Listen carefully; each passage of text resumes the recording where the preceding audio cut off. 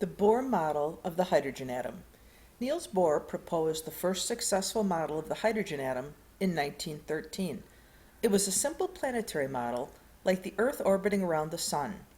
A light negative electron in a circular orbit around a heavy, nearly stationary, positive proton. Instead of a gravitational force, an attractive electric force holds the electron in its orbit. In order for the model to work, Bohr had to make a radical proposal. The electron can only occupy certain stable orbits with prescribed energies.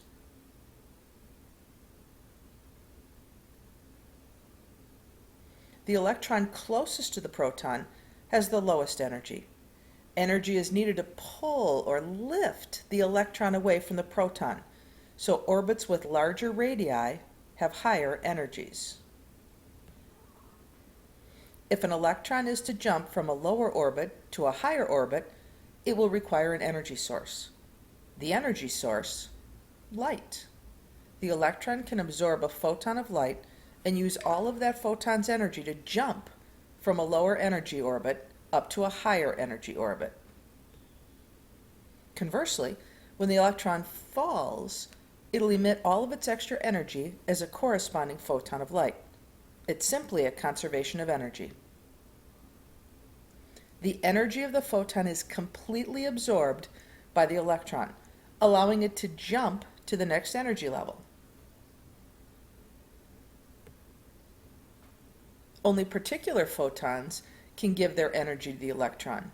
That photon's energy must exactly match the energy required for the electron to jump. You may remember that there's an inverse relationship between energy and wavelength.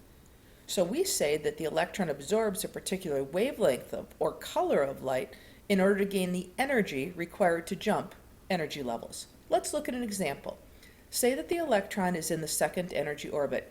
It can absorb the energy of a red photon and jump to the third energy orbit. When it falls back to the second level again, it must emit a red photon such that the total amount of energy remains the same. Similarly, an incoming blue photon will excite the electron into the fourth energy orbit. If the electron falls back, it will emit a blue photon.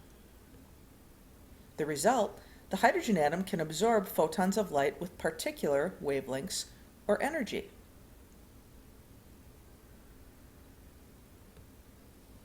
It can also emit photons of light with those same particular wavelengths.